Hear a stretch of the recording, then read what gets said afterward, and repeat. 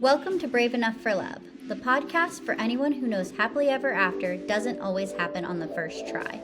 Meet your hosts, Chris and Kabrina, two people who've been married, divorced, figured some things out the hard way, and still decided love was worth another shot. They found it with each other. And now they're talking about everything that comes with round two, navigating careers, dealing with exes, kids and blended families, big adventures, sex, and everything in between. The messy parts, the beautiful parts, and the hilarious "no one warned us about this" parts. If you're into honest conversation, real laughs, and a reminder that starting over can actually be better than starting from scratch, you're in the right place. This is Brave Enough for Love.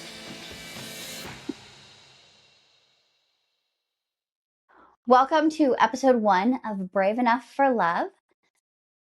We are talking today about our original origin stories as ourselves, because we don't want to give everything away about our adorableness right off the bat. We want to give you a little bit more of a background on us so that you can know where we come from and what that looks like for relating to us. And so you can ask us questions. So we're actually going to be interviewing each other today and talking about like the beginnings of how we got into, how did you get into the situation that you got yourself into? That's a long story. I know it's a long story, which is probably why it's going to be in multiple parts. So buckle up, because we have cider with a little bit of other things in it. This podcast is brought to you by Hot Mulled Cider with Bourbon. Let's do this. Okay. So, Chris, Kabrina. tell me about when you were growing up. Like, what did you think that love was going to be like? Interesting. Should I talk a little bit about growing up, where I grew up, all Yeah. that stuff Yeah. like that? Okay, so since this is about us, I'm Chris. I'm in my mid 40s. I grew up in Washington, D.C. area in Maryland, right outside of D.C. And grew up in a really normal nuclear family. Father was a government worker, mom was a teacher, left the career when she had her second kid, me. Two sisters, one older, one younger. Um, Grew up very feral in the 80s and 90s, as we all did back then, playing really dangerous games and riding our bikes, rusty bikes with no helmets. But had a really nice childhood. Um, Went to school, went to University of Maryland, which is close to where I grew up. So, stayed around friends. Um, what did I think love was going to be like? I don't know. There were a lot of attempts and failed attempts in my childhood and high school, We'll get to. which we'll get into. We'll get into.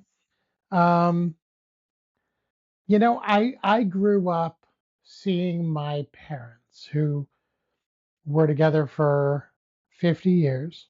Um, Passed away within a month of each other from long illness. They loved each other enormously. Were like rocks to each other. They were bedrock to each other. So that's what I thought love should be. And I've grown up trying to be an homage to my father, who was a really kind, good, hardworking man. He was a scientist. He was very gentle. Um, So I had a very idealized idea of what a marriage is, and that is through better or worse, through lots of sickness in their case. You made an oath to somebody, you stay with them. You stay with them, you still love them, you get through things. You get through things together because you're a team. Yeah. See, It didn't happen that way, but yeah. Well, we wouldn't be here if that had happened that way the first time. So thank you. You know who you are. Anyways, I grew up on the opposite side. My parents hated each other. And I grew up in Colorado. I'm in my mid 30s and got married really early on in life.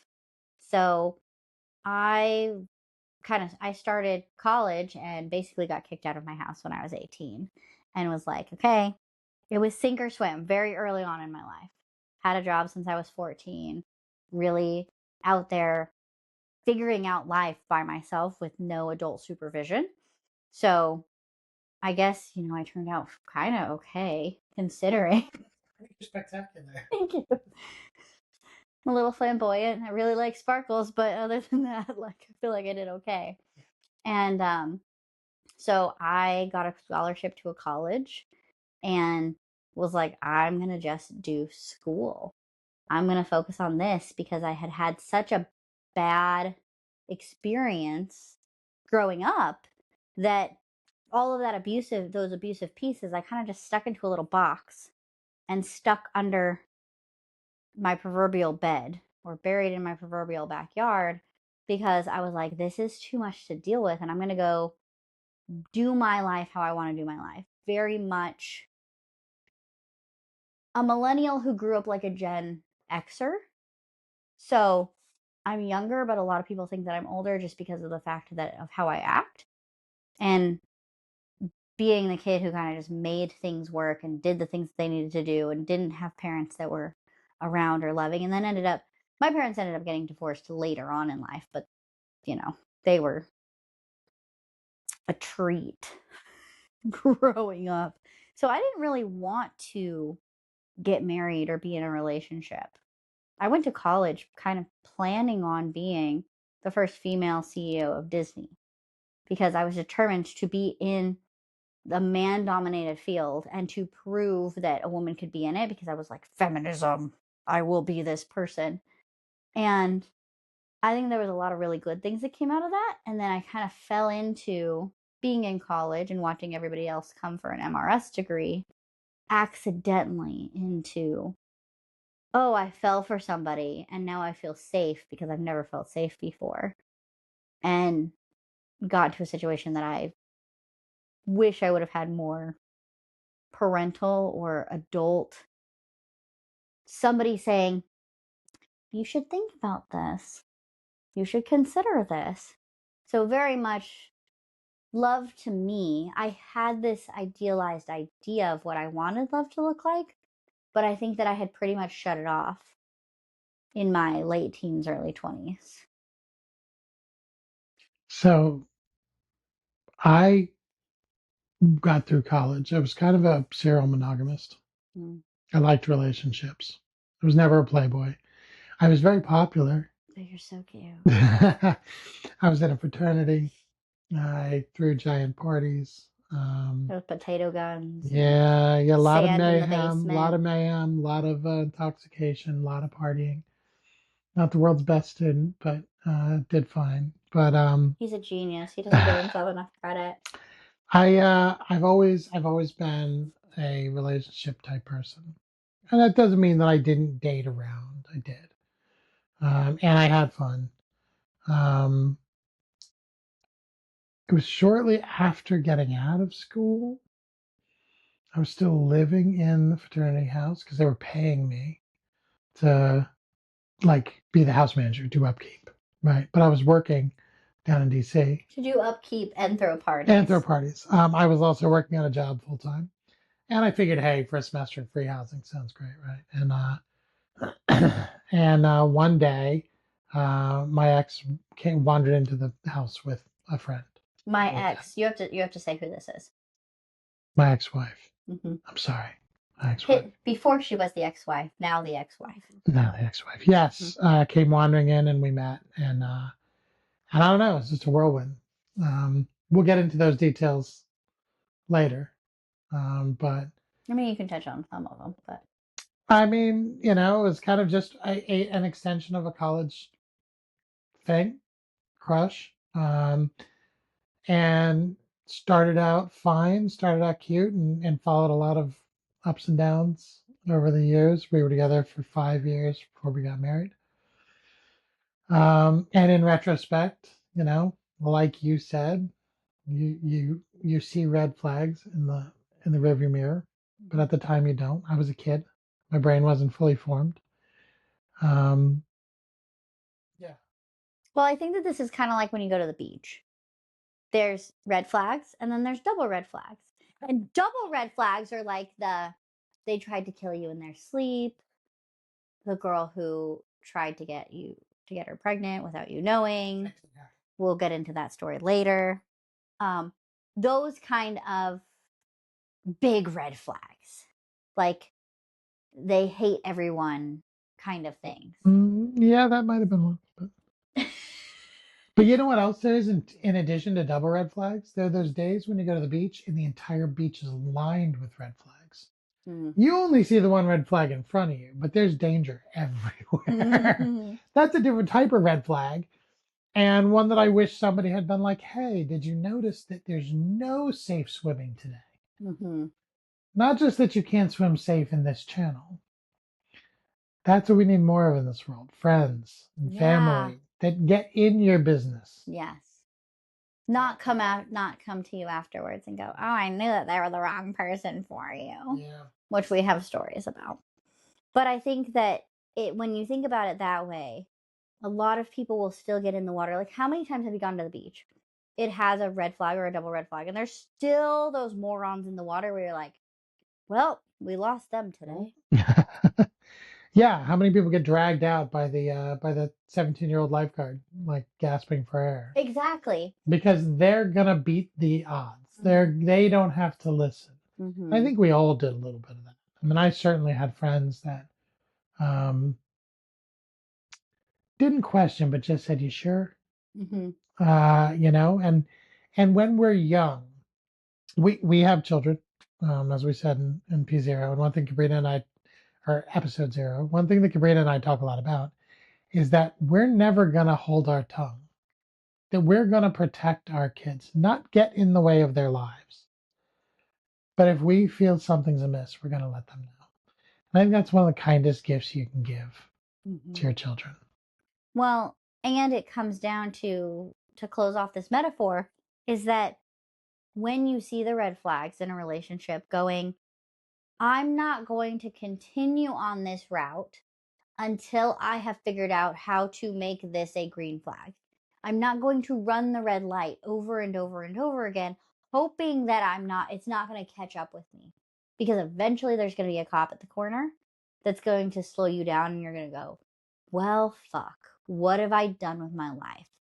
And I think that both of us had that experience of going, I've wasted these years trying to fix the red flags that were not mine to fix, that were not things that I could go through. And in the process, there were some good things that happened. Like, we fixed a lot of the things that, like, innately, as humans, we all have to do. But you can't fix somebody else.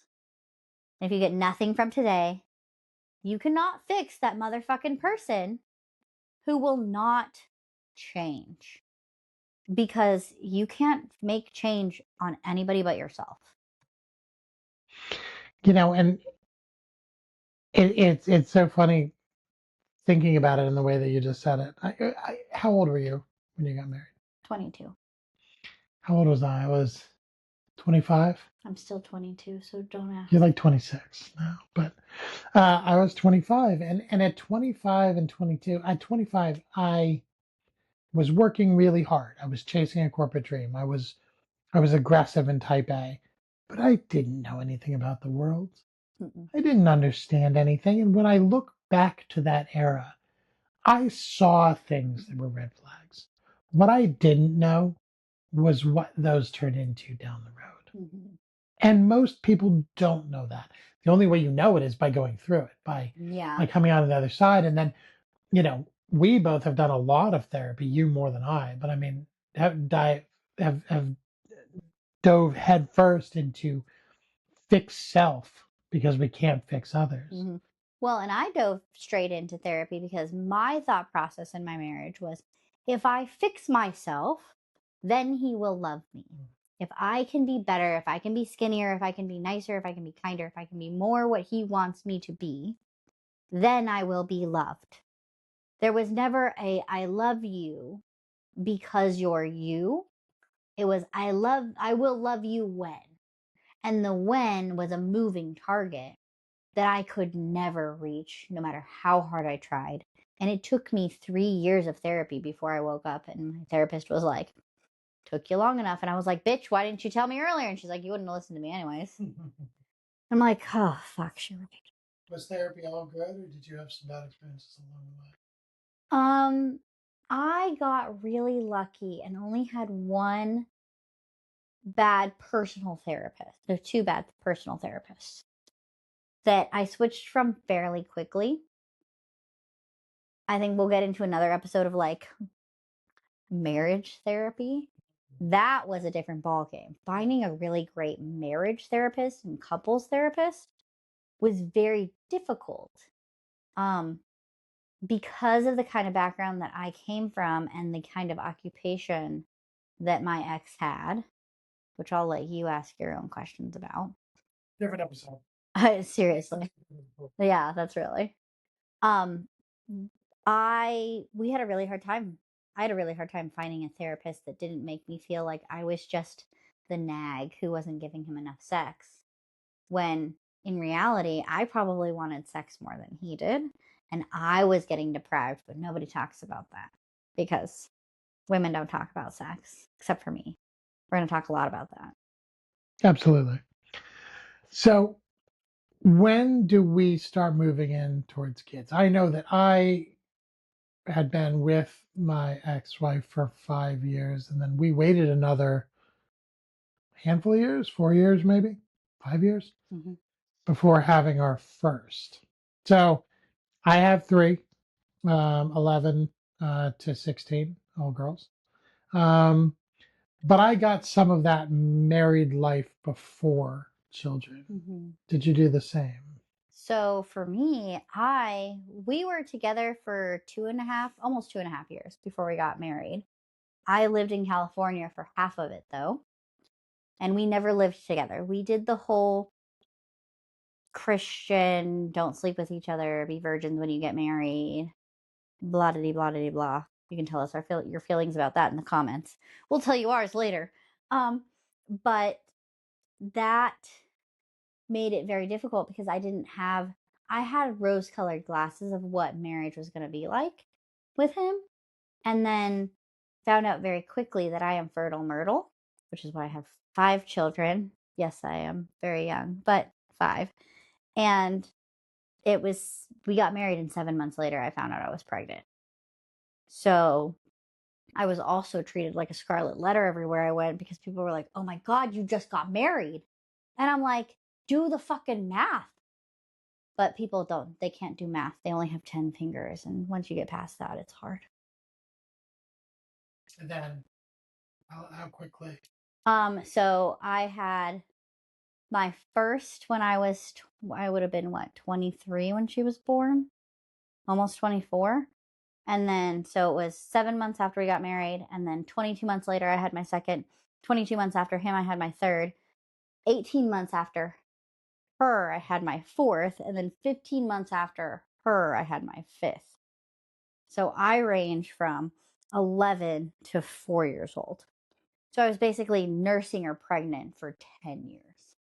How do you think that affected your early marriage? Because I had a very different experience. I had a stretch of time. I had my first when I was a little older. How do you think that affected the?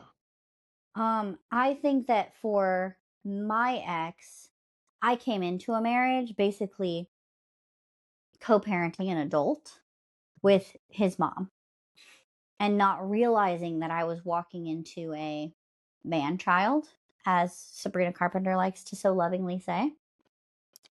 And it was not something that I was prepared for because I was prepared to marry somebody who was as upbeat as I was as far as being an adult. And so I didn't get the opportunity to be like, hey, I need to lean on you while I finish school. I need to lean on you while I, figure out some stuff. And I was on birth control.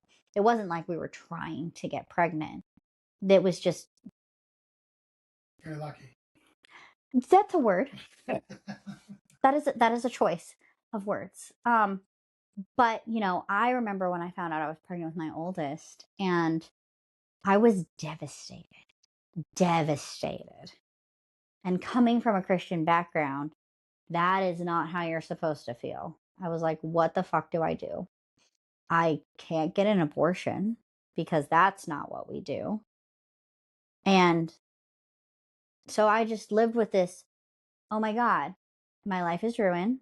I'm going to be a mom. I'm going to have to stay home. I'm going to do all these things. So I spiraled out of control and kind of had to reel myself back in.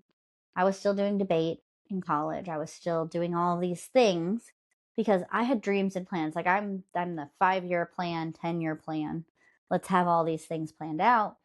And realized very early on that I did not have the kind of support that I had hoped for in a marriage. That it was very much, well, if you can figure it out. Okay, that sounds good. I'm going to go to work. Hey, what's for dinner? I'm pregnant, still full time in school, still working more than part time, but not quite full time to pay for school. And literally figuring stuff out a day at a time, hoping that, you know, it's going to be okay when you're living in somebody's basement for $400 a month. With babies on the way. With a baby on the way. Yeah. And mice in the basement. Lots of mice. It's bad. It's so funny that you talk about the problem of like the distant man and the relationship, and we're going to get way more into detail about that. Mm-hmm. But I always kind of went to the far other side of that when I was by far the more huggy, nurtury, paternal, Mm-hmm. Wearing kids on my back and chest all the time. To this day, my daughters are my pride and joy. I mean, they're amazing. Mm-hmm. And you have to explain what kind of daughters you have. I have a teenager, young lady. She drives and works and is incredible. And then I have a set of identical twins that are the coolest kids. They're polar opposites, but they complete each other. So, but it's a fiery group of brilliant, very strong-willed. I do not raise wilted flowers. Um, Very powerful, powerful women, Mm-hmm. and I'm their buddy, and they're mine. I have a really close relationship with them. I've always been an extremely, extremely close parent to my kids. Yeah. Well, and you had a lot of things that happened early on in your marriage that you and I have kind of talked about. Tell us about some of those and kind of the things that stood out to you that you wish somebody would have maybe said something about, or that there would have been better conversations about, or Sure. Um, I mean, I think everybody goes through ups and downs in relationships. But there are things that I didn't really understand at the time, and what that leads to prolonged depression periods. mm-hmm. A lot of kind of weaponization of sex, or long dry spells. Mm-hmm. Um, but we functioned as a cohesive unit. I mean, I was working, I was making pretty good money, even young. We bought the house, we had this stuff, we did things, and really when early on, especially after having kids, I mean, there was sort of a gap. I mean, we functioned as parents, but I always played sort of the more nurturing role. I still do. Um, what other things are you thinking of? I think it's just kind of when this will kind of touch into where we're going next episode, but I think that initial, you know how there's always the breakdown before the breakdown? Yeah. Things got dicey. Um, Throughout my marriage, there were periods of long travel, always. Kind of Unknown travel by. travel by my ex-wife. She always gravitated towards jobs that had that. So, even at periods with young kids, there were lots of long stretches where I was home. Now, I'm not condemning that. That's part of work. I have traveled for work as well. But, there were periods, even before kids, where, it was 3 weeks a month for years. Mm-hmm. Um, and that's hard when you have kids. I ended up in the latter years prior to divorce, there were a lot of times where I didn't exactly know where she was, or when she's coming back. Uh, and I was making compromise in my career and in my Mm-hmm. life to be the best dad I could be, and to take care of my kids. So I don't regret any of that. I have co-custodial parenting with my children. They're amazing. I love them. We have an incredibly tight relationship. But as those things continue, you start to get the spidey sense. Yeah. You start to feel like things are amiss. They're not how they should be. Um, the responsibility of the house and the chores and those things began to fall really heavily on me, Mm-hmm. almost entirely on me. I've always been the primary cook. I've always been the He's one a who great cook. cleans.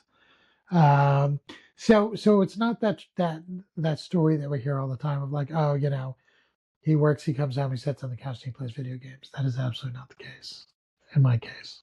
Yeah. Well, and I think that I come very much from that. And this is not to necessarily condemn either of our exes, because obviously you wouldn't be listening to this if we weren't divorced. We wouldn't know each other. We're really cute. We're so cute. But we wouldn't know each other if we weren't divorced. We wouldn't be in a relationship. And so I think we have to like call the elephant out in the room of like, obviously something fucking went wrong Very much. on both ends. And this is not to say that it's anybody's fault per se. We'll let you be the judge of that. I mean, I can be the judge of Absolutely. that too. Absolutely.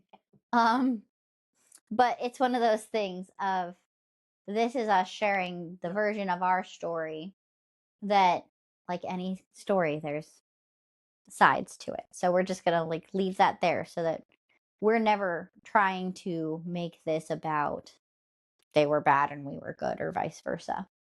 Um, but on that note, that coming home, sitting down, watching video games, not being involved, that was very much my story, and how I was experiencing the world of very early on in our marriage, being with my ex, having very small children, working full time, getting up at 4 a.m., working for a couple hours, dealing with two small children that were, two under two, and then getting them up, doing the whole thing, putting them down for nap, working for a couple more hours, getting them back to bed, and then working for a few more hours, totaling full time work. But it was truncated into certain areas of the day, because I was working for a tech company. I was blessed to have a very flexible work schedule, but was not viewed as somebody who was bringing money into the home because I was not physically leaving the home. And because of that, I got a lot of, what's for dinner? Why isn't the house clean? Why isn't, X, Y, and Z done? Because to the outside world, I was just a young mom sitting at home playing with my kids all day, when in reality, I was barely surviving and keeping my head above water, and suffered a lot of mental health. I wouldn't say issues, but like my mental health suffered because of that. And I did not get the love and attention and the backing that I needed in those days. And especially when I first started my business, I vividly remember when we had purchased our first big house. We had had a condo prior that we had just sold. And my ex-husband was sitting on the stairs with his dad on speakerphone. And I was downstairs, pretending like I wasn't there. And I hear him say, "So how's Kabrina's little business going?" And I was like, my tea kettle. Like, if you remember those old Tweety Bird and Sylvester, like they get really hot. And it's like you could see the steam coming off of my head. because I was like, little business, this little business. He doesn't have a job right now. I'm paying all the bills. I'm the reason that we got this house. Like, all those things that it was what it was, but it was one of those things where there was nobody ever defending me because deep down, he felt the same way of like, well, this is just a little business. And that was really difficult within our marriage because it rotted it away in a very slow and painful falling out. And I let me throw a caveat here. We both co-parent with our exes. We're raising children with them. This is not a condemnation of them as individuals. What this is a very frank discussion about how we may have not been the right individuals for each other. Yes. Right? I am thankful that my ex is a good co-parent and my kids are healthy. And that's really the goal here. But these stories are important because ultimately we're talking about how do you do this the second time around. Mm-hmm. And part of doing it the second time around is knowing that the first time you didn't have to worry about another person being involved. And the second time around, you either have to worry about one or two people, depending on the people coming into the relationship, having that experience. Well, and also, I mean, we come into this relationship today very different people. Mm-hmm. We came in open and honest about our experiences, about our fears, about our traumas, about our therapy, about what we hope and expect from each other. And I think that when you come in without defense into a relationship the second time around, I think you and I both came in cautious, Mm-hmm. but hopeful. Yeah. Because we had we had this intellectual bond that was so rare and so unique. Which we will get into. We'll get into all our of that, whole but story. but the point of it is that you come into it with a whole bunch of knowledge you didn't have the first time. So Yep. to put out there, at least the overview of our story is to say we came in with experiences and really got down to the business of telling each other how we need to be loved, what capacity we have to love, Mm-hmm. and then meet in the middle and make a beautiful thing. Yeah. So you can't have that without having the pain beforehand sometimes. Mm-hmm. Well, and if you had asked me how I needed to be loved 10 years ago, I would have a very different answer than what I have today because of the fact that I've been through these things. And we'll get into this in another episode too of like love languages and stuff like that. And I have very strong opinions on all of that. But that's especially, you were coming from a very different background. I was coming from a very churched background and being fed different things that some were healthy and some were not. We're not going to condemn any one thing, but understanding that we had to kind of figure some of this out ourselves. And unfortunately, in figuring out some of this ourselves without having that parental or other people within our life say, hey, what do you think about this? A lot of it was the hard way. Yeah. Yeah, and unfortunately, you and I are both the doers. Yes. We'll stay through every storm, every volcano, every earthquake because we don't give up. We keep going. Yeah. So Adam Grant talks about this in his book, Givers and Takers, is that there's different kinds of people. You've got the takers that everybody knows a taker. You've worked with a taker, you've been married to one, you've been friends with one. They're the people who come to your house and take all your food, that your kids get mad at because they take their fruit snacks. You know who you are. And they don't ever really reciprocate. There's not a whole lot that they bring to the table. They come with open hands, open hearts, needing you to fill all of those crevices that they have. And then there's givers, which we both very much identify as, which are the people who are like, oh my God, how can I help you? What can I do? Can I take your kids? I was just having a conversation with somebody at school of, oh my God, if you want to go there, just drop your kids off and you can go on a date. Most people don't offer that because I know the value of my kids hanging out with their friends and the fact that this parent who wouldn't normally get to go on a date could do so. So I'm having a conversation with myself about all of those things. And givers tend to get themselves in trouble because of the fact that we end up being doormats. Well, and we give until we have none for ourselves. Mm-hmm. And I think that's kind of a place that we both got to later in our former lives and our marriages. That I would have kept going until I couldn't stand up anymore, but I was tapped out. Mm-hmm. I'd given it all, and now I was in reserve and spilling out all the other stuff, and it was destroying me. Yeah. And I couldn't see it. Mm-hmm.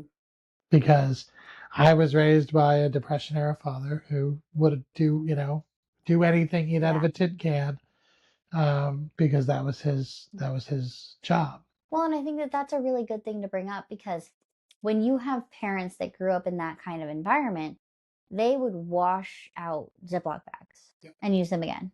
They would rewash all of their plastic cutlery and use them at least one more time, if not dozens of more times.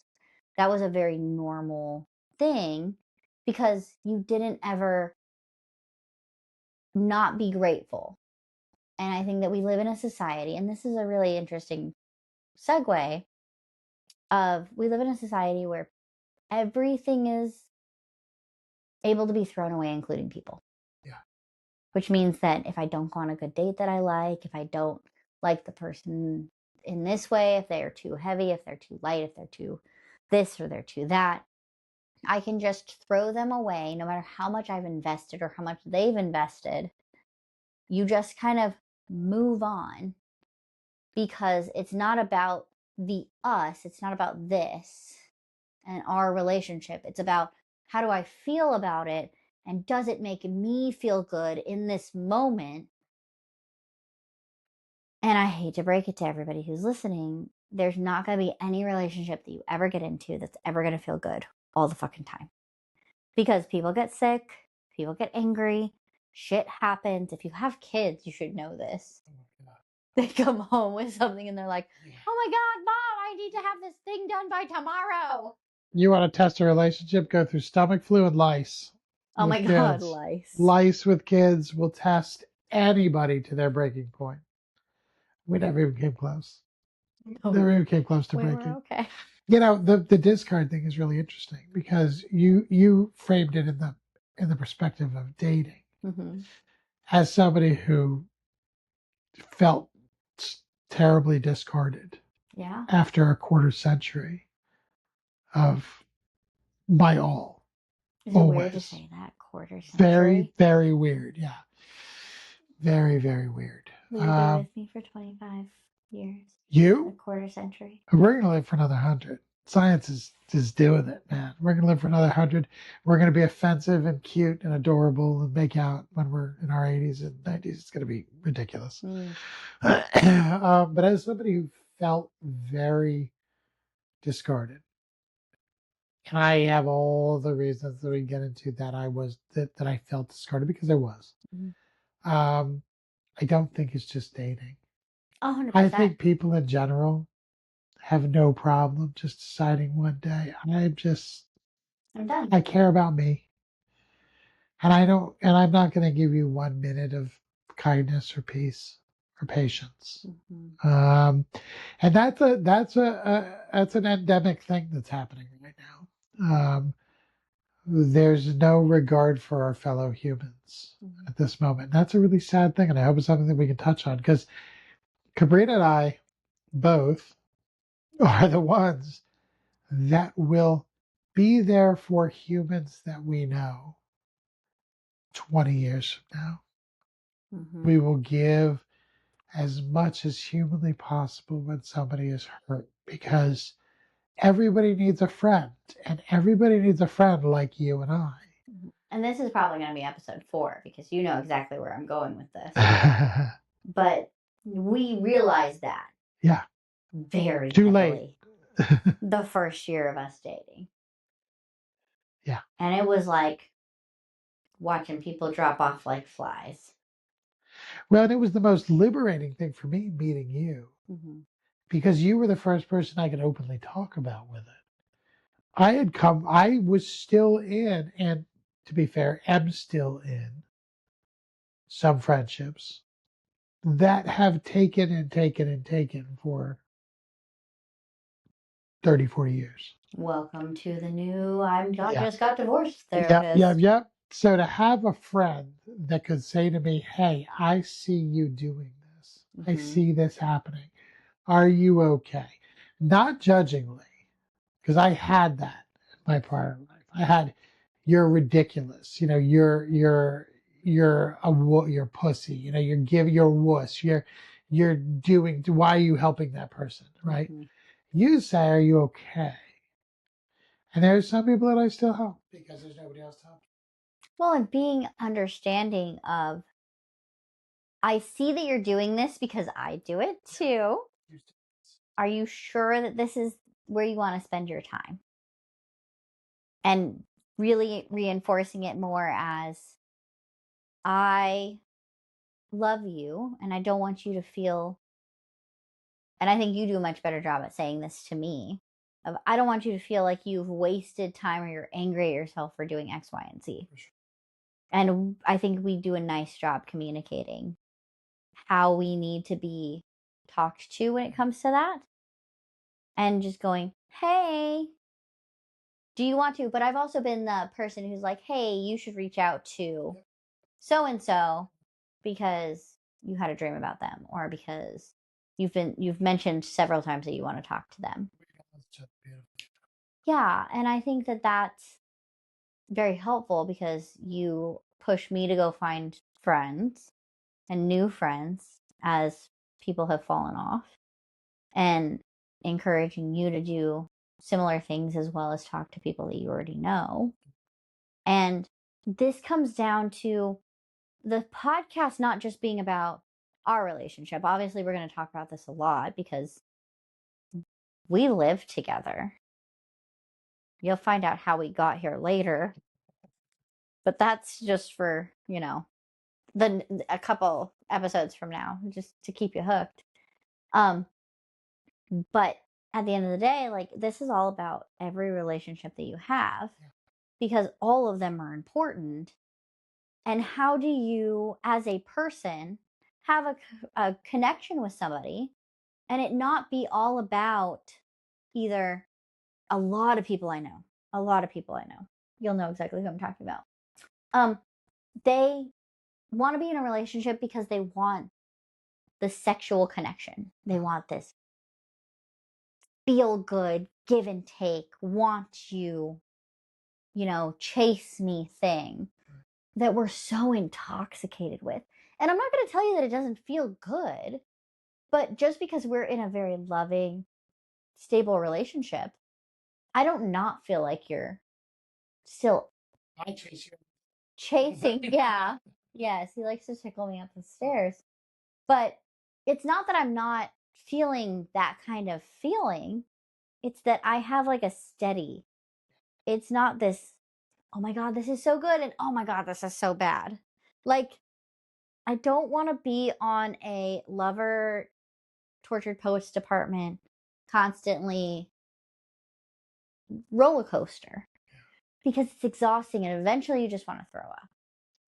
Well, you can't sustain that feeling. It's like drugs. It's like race car driving. It's like jumping out of airplanes. There's a dopamine rush and then there's a fall. And in those things, in that dating sort of relationship or the situationship, there's there's this like peak of, oh my God, we're almost to something real, and then it goes, oh, now we're nowhere, right? And that is a dangerous cycle. That's a loop of dopamine overdose and that massive undercurrent, where you feel these highs, but then you also feel these extraordinary lows. Yeah. And a safe, monogamous, loving relationship is one where you see a sine wave, a sine curve. Every day that I That was wake a up, nerdy thing. I know, we live a peaceful existence filled with love, filled with sex, filled with playing, filled with laughing, filled with teasing, filled with but but because we're never on the downside, because we're not pulling and withdrawing and pulling and withdrawing and Which is so unhealthy. which is so unhealthy.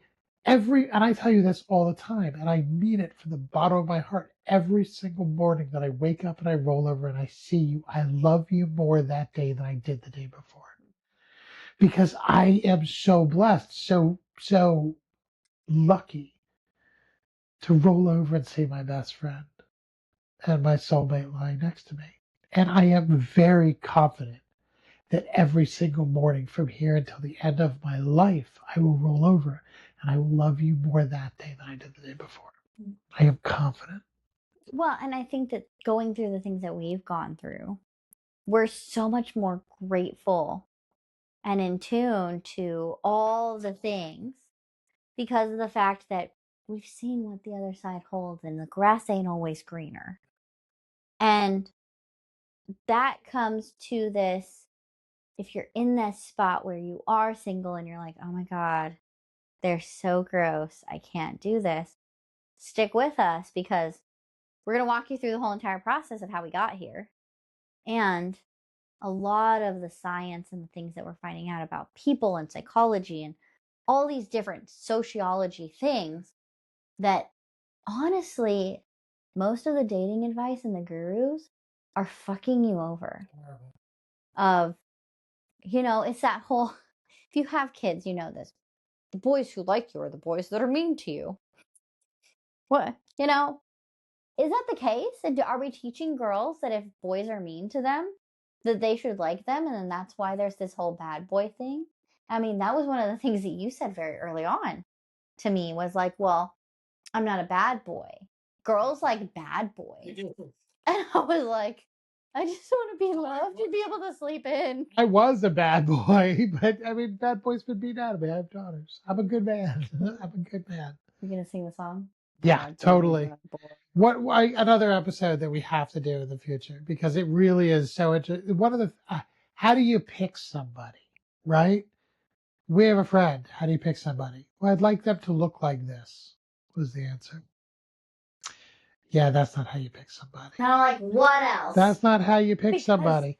someday, especially if you're a man listening to this, if you want somebody to make you a baby, because I've had my fair share of men in the last 3 years ask me to make them a baby. And people aren't going to always look like you want them to look. That takes a whole lot of fucking work, let me tell you. So how do you find somebody that is primed for a relationship with you? Yeah. Sometimes say opposites attract. Some people say opposites attract, right? Kabrina and I will do an episode called Same But Different because my team early on, I check in with them all the time. How's the relationship going? How are you guys doing with Kabrina? How's life? How are you feeling about this? Because there's a lot going on. There's a lot of change over the past handful of years. And she turns around and looks at me and she looks me dead in the eyes and says, Dad, she's you, but a chick. And I was like, oh yeah, okay, cool. Got it. Got it. Yeah, I found my best friend because my best friend understands me. I understand my best friend. So a whole lot more on that. How do you find people? Well, and on that same sentiment, you'll hear us say a lot that we're best friends. Yeah. And I think were you ever in a situationship? No. I mean, I hooked up in college, but no, a situationship is a back and forth and a give and take, and a with one person. It's a relationship, but it's not a relationship. That was me. I will raise my hand. We'll talk about that too, and what that was, and what that did to me and my psyche, and how I felt about myself, and how worthy I was, because of the fact that I was looking for love, and I wanted to be in love with my best friend. And I had a best friend who I thought that I was going to be in love with. And then realized very quickly that most people at least from my experience, didn't want you were either a lover or a friend. To have them melded together like we are was not something that people wanted or something that people really thought about. They were like, thought possible. well, yeah, sleeping with my best friend, and for those of you who have been there, you know, sleeping with your best friend is great until it's not. And then you fall, somebody always falls for somebody. And then you have to wrestle with this. I want to be with my best friend, but I can't be with my best friend. When really, that should never be a question. There shouldn't be this question of if I can be friends with you or not. And so I feel very lucky to be best friends with you, to be able to have the conversations that I have with you, and to be able to basically shoot the shit, but also like talk dirty to you. Yeah. And sometimes in the same sentence, which is, you know, so unique because I watch other people, and especially after my divorce, I would look at people and I'd be like, they hate each other. They don't really like each other. They're just pretending in public. And you can tell. Once you've been divorced, you know, you can tell. But then I'd see some people where I'm like, do they like each other? Or are they just better at faking than everybody else? And being with somebody who I'm like, oh my God, you can actually like somebody and be in love with them and be best friends. It's just like, so it is possible. You're my absolute best friend in the world. You are my If favorite. I had to be stranded on a deserted island with you, we would have the best time. We would have a blast. We would Taylor Swift be We're like, such nerds. leave We'd us build alone. phones with coconuts and all that kind of stuff. Mhm. But I mean, it would be the greatest thing in the world to have just you and no other responsibilities. We just live our lives. Like, I have never, since I met you, what, 14 months, 13 months, 13 months. I know, 13 is our number. There has never been a day that I don't want to be with you, tell you what's on my mind, talk to you about the things I learned. We text each other all day. We pebble the hell out of each other on social media because even though we have to be apart, I still always want to be part of you. I pull to you. You're the first person I want to tell things to. And we'll get more into the pulling thing later. But it's one of those things of that whole Taylor Swift opalite, when you know, and when you don't, you know. I hate that because I thought I knew the first time. And having fucked it up royally the first time, I know now. But it took me fucking it up the first time in order to know now. But there's so many, and I think this should be a great episode too, is that there's so many moments that are more scientifically evidence-based that help me know that I know than before. There was no. It was like, oh, this is That's deep conversations. Mm-hmm. Delta waves. Peace. Yeah. We have so much stuff to talk about. We've gone way over time today. We have. I know, but Kabrina and I are going to keep going. We're just going to pick this back up. We have tons of things to touch on.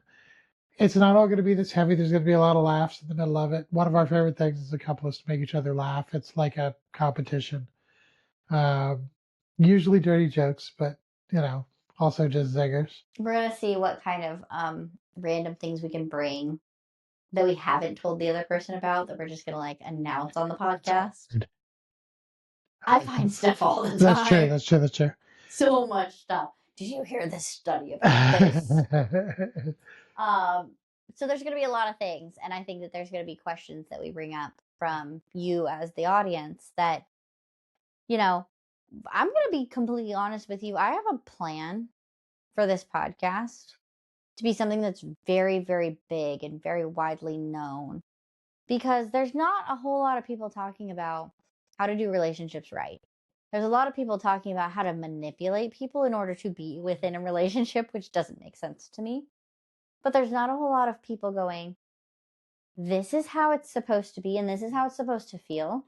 And we're not, like I said, we're not relationship experts. We're just people who have been in enough relationships to go, well, here's what we learned. And if you take it, you leave it, it's there. So we have some big plans. We're going to expose ourselves. We're going to open ourselves up. We're going to open the kimono, as they We're say. going to open ourselves up and do everything we can to help you and also to help us keep on the right path moving forward. When you find somebody that every cell in your body pulls towards, you know it. And we're so lucky that we stumbled upon each other. Our origin story is crazy. You're going to hear all about it. We're going to get through the divorce for the next episode. then we'll tell you how we met each other magically. But in a world where you go on YouTube and every divorce thing is, you didn't need him or you didn't need her, it's aggressive and it's angry and it's there. That may be great therapy, but being in my 40s and being a man, I know so many of my peers that are in a very similar situation. It seems to be all the fad right now. People in their 40s getting divorced. And I have found that having a little bit of hope is a really important thing. And I found my next. I found where I should have been the whole time. So maybe we can give some hope out too, that there are other really amazing people out there and how to find them and how to judge, are you the right person for me? I think that that's a really good thing of like, how do you find people that are your people and not go into it going, because how we met, just to briefly touch on it, is I want to be friends was how we started. Sure. And if it ends up being more, great. But there was never like the direct, oh my God, this is gonna be more. Right. Which I think puts so much pressure on it. So much. And we weren't out looking for a hookup. We weren't, none of that. We were like, hey, I sure would like somebody nerdy, fun, and cool and brilliant to talk to. And we found that. We did. We found that. We had some really great conversations very early on. And we'll tell you all about that soon. We had some really great early conversations that very quickly turned into 8, 9, 10 hours on the phone, chatting for hours and hours. And then we felt comfortable talking. And we realized very quickly, before there was ever any romance, before we ever saw each other in person, before we'd ever talked about, sex, before we'd ever did, that there was this incredible intellectual curiosity that we shared, talking about the universe, about spirituality, about history, about, and it's so amazing to have a partner that that feels that same way, that is curious about the world. And she is so knowledgeable about things that I am not, and I am knowledgeable about things that she is not. So every day we teach each other. And it's just the most wonderful and extraordinary gift to not only love your partner, like your partner, but learn from them every day and be appreciated by them. So, big part we're going to talk about respect. Respect is the cornerstone. Mm-hmm. And so we appreciate you coming and joining us on this first round of the podcast. This maiden voyage. This maiden voyage that we may split into 2 episodes. Probably will, yeah. Hang with us. We got a lot of really cool stories to tell, a lot of fun things to uncover. And again, if you have any questions or things that you're like, oh my God, you touched on this, tell me more about this within our discretion. We will choose some of those and have that conversation of what does it look like to dig a little deeper into our story in order to give you the advice that we wish that we would have had. Yep. So, episode 1 done. We will see you next time on Brave Enough for Love. Thanks for coming. That's a wrap on this episode of Brave Enough for Love. Follow the show wherever you listen so you don't miss what's coming next. If this episode made you laugh, think, or text your best friend immediately, go ahead and share it. Send it to someone who needs it. Drop your questions in the Spotify Q&A or find us on TikTok and Instagram. We're there and we're talking back. We'll be back soon with more love, more laughs, and probably more tea. Stay brave.